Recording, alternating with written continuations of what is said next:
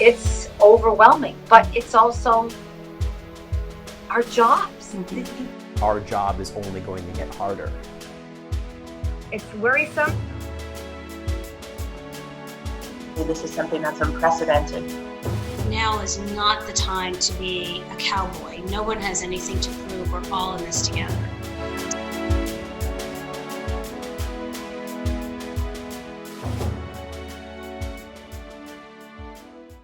Welcome to Reporting from the Frontline of a Pandemic. I'm Katie Rhee, and I'm here with Lowell Galindo, the lead anchor of the Longhorn Network, ESPN's 24/7 network dedicated to the University of Texas athletics. Thanks, Lowell, for joining me.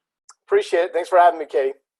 Awesome. Thank you so much. And so my first question is, how have you had to adjust the way that you work? Like, obviously, like many universities around the country and around the world, the University of Texas is closed. So how has that altered your work? So where you see me right now is basically our Longhorn Network studio, and it's been this way for the past couple of weeks. So when the pandemic started to spread and Austin went into the shelter in place and the rest of Texas started to go that route, we just made the decision, safety first, get everyone out of the office, do social distancing, stay at home, and basically try to be as productive as we can from home. So what we have been doing is doing small segments with interviews with coaches that we put directly on social media, on YouTube, for instance. And then we'll also do some longer form stuff that we've been able to get in the right format to put actually on the linear network. So we'll do interviews just like we're doing right now. So we have been as remote as you possibly can be, but it's been really cool to see everybody rally around the cause and trying to put out content with the restrictions in place. So just the other day, Texas announced the hiring of their new women's basketball coach, and it was a big hire. Vic Schaefer from Mississippi State got the job, and we did the entire announcement with the athletics director and the coach all via the internet. So we used a platform called StreamYard. I introduced the athletic director, asked him some questions. I then introduced the new Texas basketball coach to the rest of the Texas fan base, and he had a statement, and then we asked him questions, and we were actually able to turn that all around and put that on the linear network. So it's really changed a lot. We have to make the best of what we got. And right now it's my bedroom.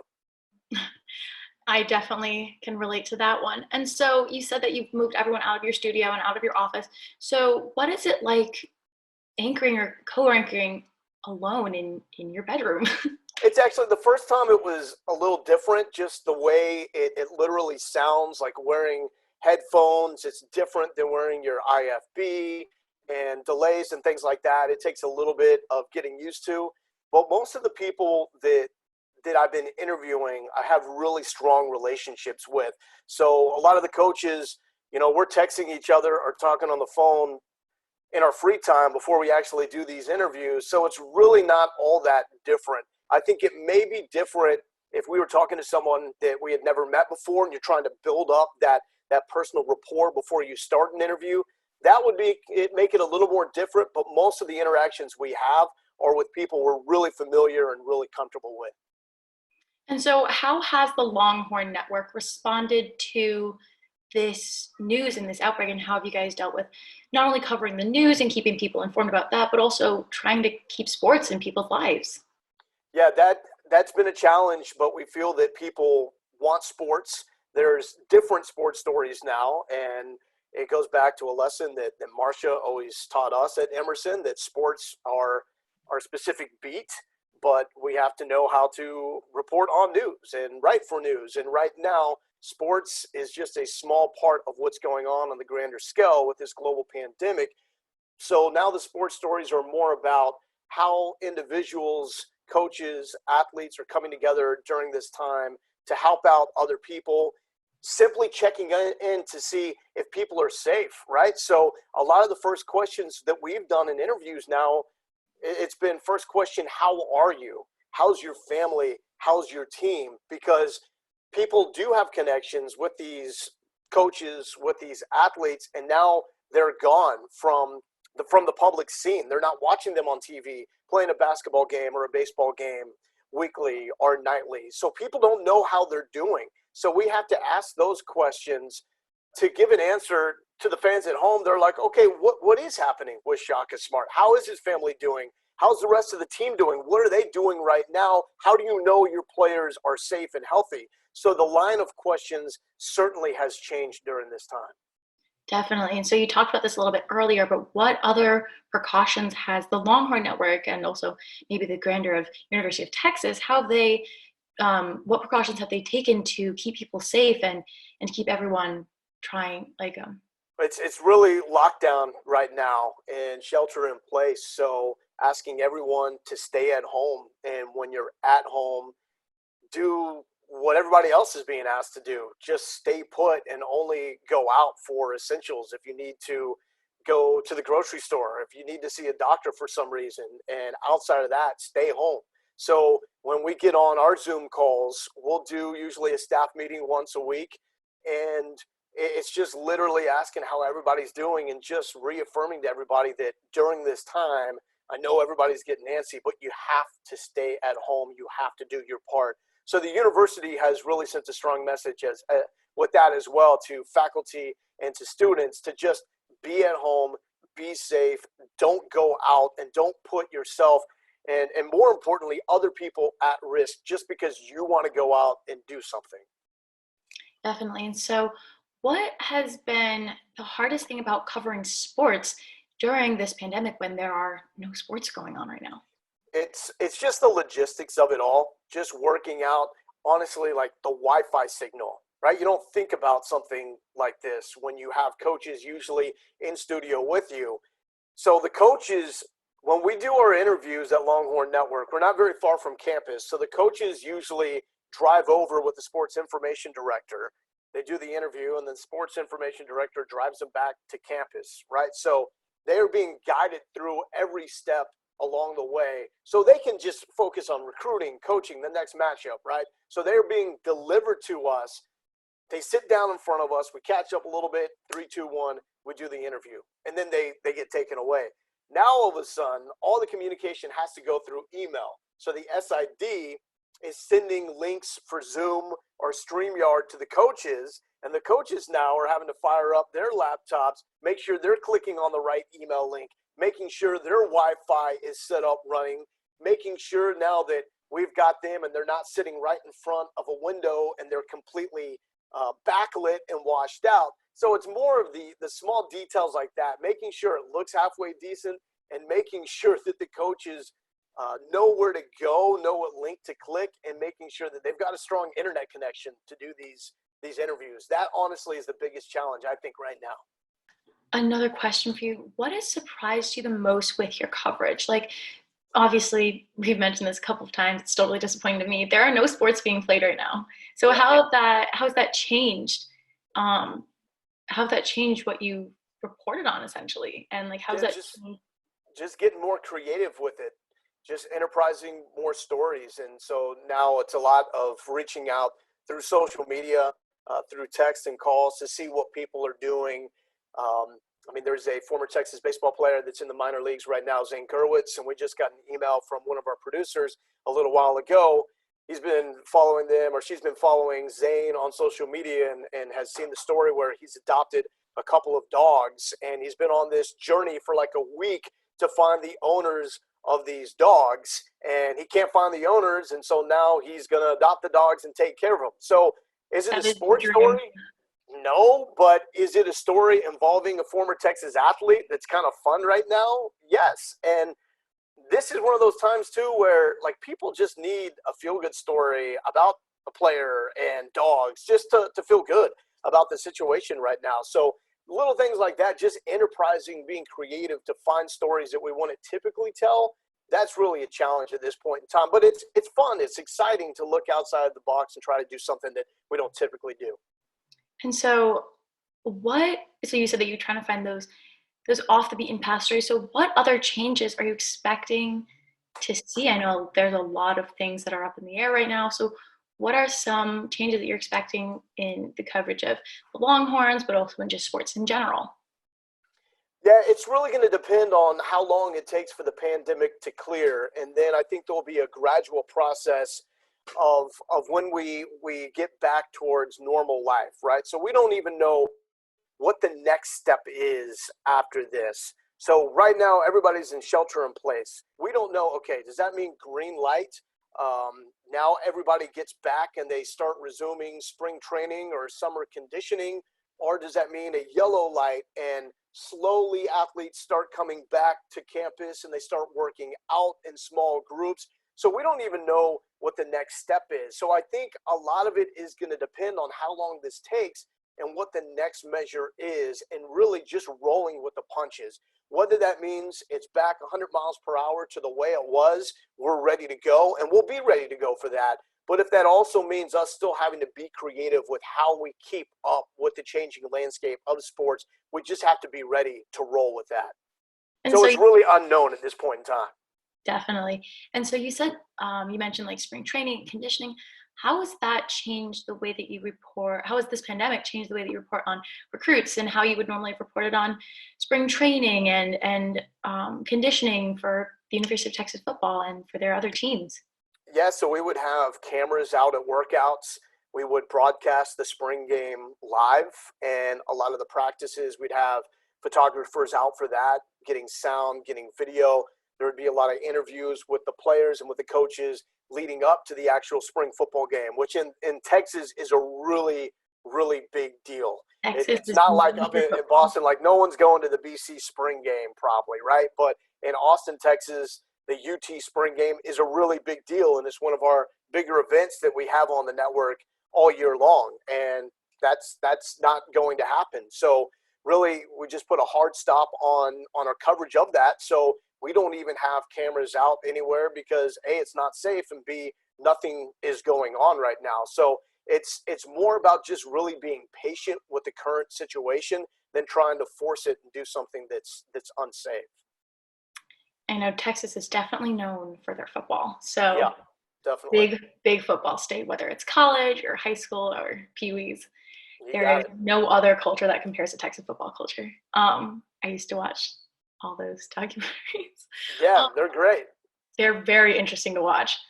So I do have one question. What do you miss the most about sports or your job? It's the interactions. Like I said earlier, we still get to talk to people through phone, text, and we get to do these online interviews. But I mean, it was fun having the personal relationships and seeing guys on a daily basis, weekly basis. We're in baseball season right now, so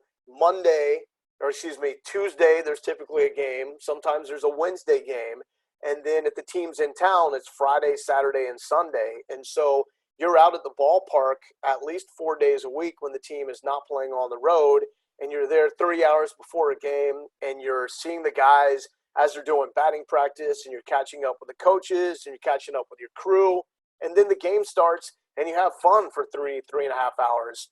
Then you go home, and you get to do it all again. And I've got kids, and my son plays baseball. I coach his team as well. And that was kind of the rhythm of life, right? You would go do your work, you would come home, and then I would go out with my son, and we'd have his team practices or his team tournaments on the weekends and things like that. So don't just miss the sports from covering it, but right now my son is stuck inside, and he's kind of chomping at the bit to go outside and be with his buddies and play sports. And he's also with me a lot when we go out and we do this game. So he has personal relationships with the coaches and with the players. So there's a little void in his life right now, not being able to be around the guys. So that's probably the biggest thing I would say, the relationships and just actually being in that environment, missing out on that during these times. Definitely. Sorry about that. And so No you worries. mentioned your son. So obviously he can't play baseball. You can't cover baseball. So how have you been maintaining that balance of work and home? Obviously you're home a lot more. Yeah. So how has that changed? It's really been nice. I mean, that's one of the silver lining that I hope everybody's experiencing during this time. And first and foremost, it's challenging for everybody because people are being laid off, they're being furloughed, they don't know what the future holds. So I say this being a silver lining, understanding that it's very serious for a lot of people out there. But hopefully, even people dealing with hardships can embrace the time that they're getting with their family. Because when you get older and when you have your career and you have kids, you have to find that right balance. And I've been very fortunate since having kids to really find the right balance and prioritizing. There's work and then there's home life, but there's still certain things I miss at home. So my daughter is a dancer. So typically after school, I'm with my son, we're doing baseball. My wife was with my daughter and they're doing dance, and we're at two separate parts of town. So usually kids are done at school at 3, and we don't see each other until we come home for dinner, like at 8:39, and then it's dinner in bed and do it all again. Hopefully catch up a little more on the weekend.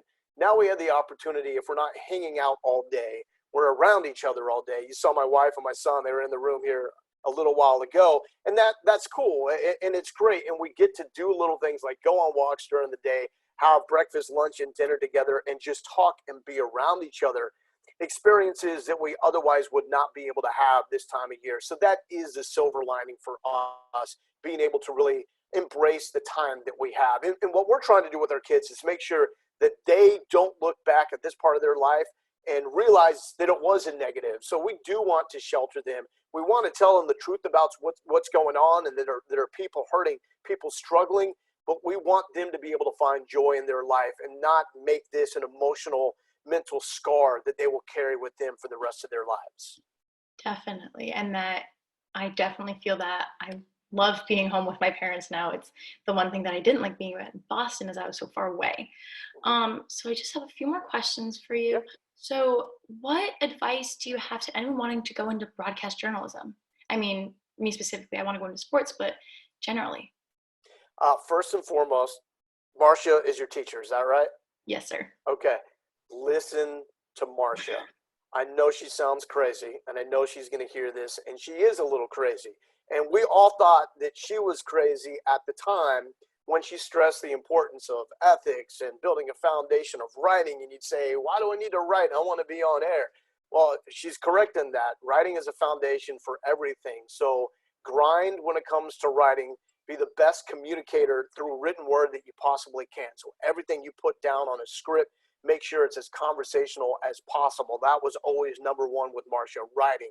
And then go out, connect with people, and build relationships and connections, because that ultimately is going to help you land the first job. And the most difficult job to get in this business is your first on-air job. So Marcia always would tell us, once you have a bite, even if you don't have a bite, when you're putting your resume reel out there, there's going to be places that say don't call.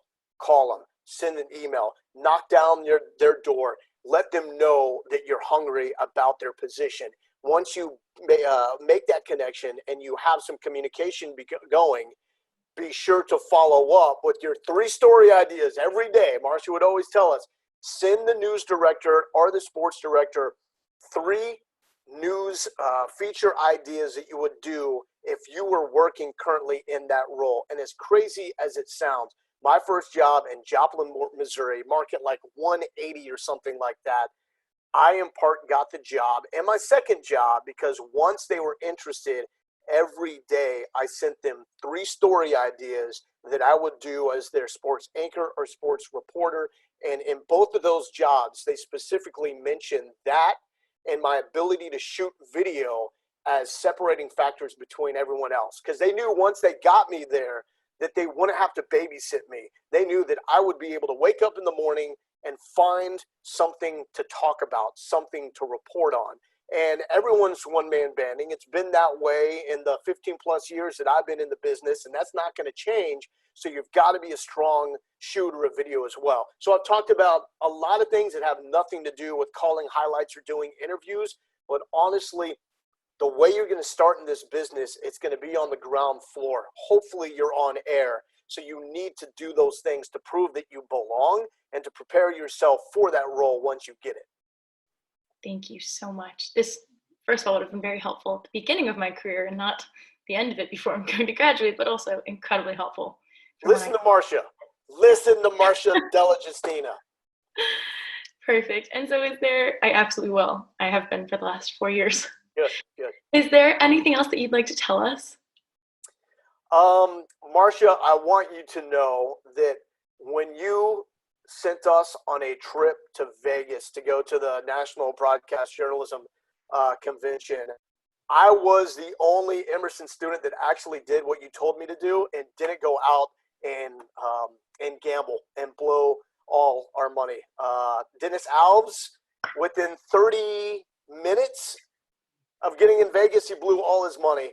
So I just want Marcia to know that I listened to her and I stayed in my hotel room and I didn't gamble on that trip in 2002 to Las Vegas. That's the only thing I want to get off my chest, just so Marcia knows that I followed her orders. Thank you. Yeah. That's very good to know, and I'll definitely make sure she gets that message. Please do. Thank you.